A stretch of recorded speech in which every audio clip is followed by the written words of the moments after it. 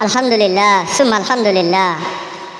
দুনিয়ার বুকে আমরা প্রতিটি মানুষ কোনো না কোনো এক দলের সাথে আমরা সংক্ষিপ্ত আছি, কিন্তু বাংলাদেশ ইসলামী আন্দোলন তারাও একটি দলের সাথে তারা যোগ দিয়ে এই দলকে চাঙ্গা করতে চায়। দুনিয়ার সমস্ত দলগুলো শুধু অর্থের জন্য, দুনিয়ার জন্য, টাকা পয়সার জন্য, দুনিয়াতে মান মর্যাদার জন্য, কিন্তু আলহামদুলিল্লাহ ইসলামী আন্দোলন তারা দুনিয়ার লক্ষ্যে ইসলামী আন্দোলন করে না।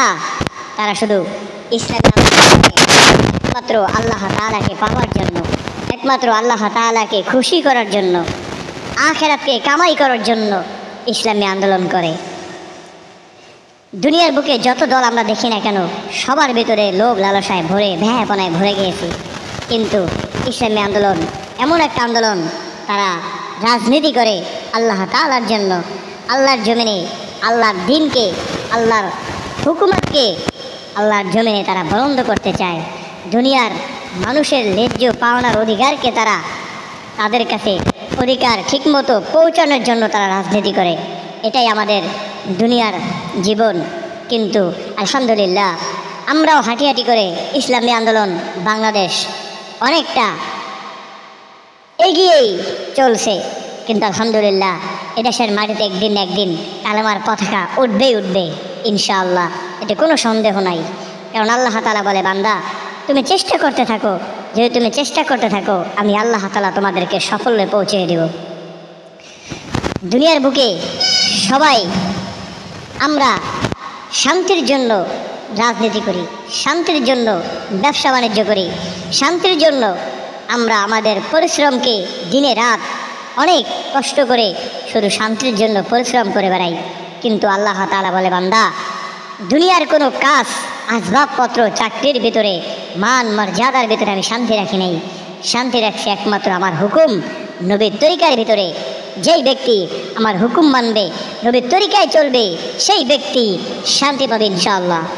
আর আমরা বাংলাদেশ ইসলামী আন্দোলন যারা করি, তারা আলহামদুলিল্লাহ আল্লাহ তাআলার হুকুম মানার চেষ্টা করি, নবীর তরিকায় চলার চেষ্টা করি। এটার ভিতরে আল্লাহ তাআলা পরিপূর্ণ শান্তি রেখেছেন। দুনিয়ার কোনো আসবাবপত্রের ভিতরে কিন্তু আল্লাহ তাআলা শান্তি রাখে নাই। এজন্য আসুন, আল্লাহ তাআলা আমাদেরকে যেই বিবেক বুদ্ধি দান করেছেন, ওই বিবেক বুদ্ধি দিয়ে আমরা বিবেক বিবেচনা করে আমরা রাজনীতি করব। বিবেক বিবেচনা করে আমি আমার ভোটটাকে সঠিক জায়গায় দেওয়ার চেষ্টা করব। আপনি জানেন না, আপনার একটি ভোটের কারণে যেই দল নির্বাচিত হবে, যেই দল সরকার গঠন করবে, ওই সরকার ক্ষমতায় আসার পরে যত চুরি ডাকাতি, হাহাজারি, জেনা, ব্যভিচার, হত্যা যা কিছু করব না কেন, আপনার ভোটের সমর্থন যদি করে থাকে, ওই গুনাহ আপনার আমলনামায় কিন্তু চলে আসবে, কোনো সন্দেহ নাই। এখন আপনি ভাবুন, যেই নেতার পাশে আপনি দৌড়ান, ওই নেতায় কি এই কাজের ভিতরে লিপ্ত আছে কিনা? খুন, ঘুষ, সুদ, হারাম, বেহায়াপনা, জিনা, এগুলোর ভিতরে লিপ্ত আছে কিনা? যদি আপনি তাকে সমর্থন করেন ভোট দিয়ে, যদি তার দল করেন আপনি, ওই নেতা যত আকাম ওকাম করবে, ওই নেতা যত পাপাচার করবে, যতটা খুন করবে ক্ষমতায় গিয়ে, ওটার একটা ভাগ কিন্তু আপনি মরে গেলেও আপনার কবর থাকবে। কিন্তু আলহামদুলিল্লাহ আদৌ কেউ দেখাইতে পারেনি যে বাংলাদেশ ইসলামী আন্দোলন খুন করেছে, ঘুম করেছে, ঘুষ খেয়েছে, সুদ খেয়েছে, ব্যভিচার করেছে, জিনা করেছে, মানুষের উপর অত্যাচার করেছে, এরকম কোনো রেকর্ড নাই। এই জন্য আল্লাহ তাআলা আমাদের সকলকে সহি বুঝ দান করুক।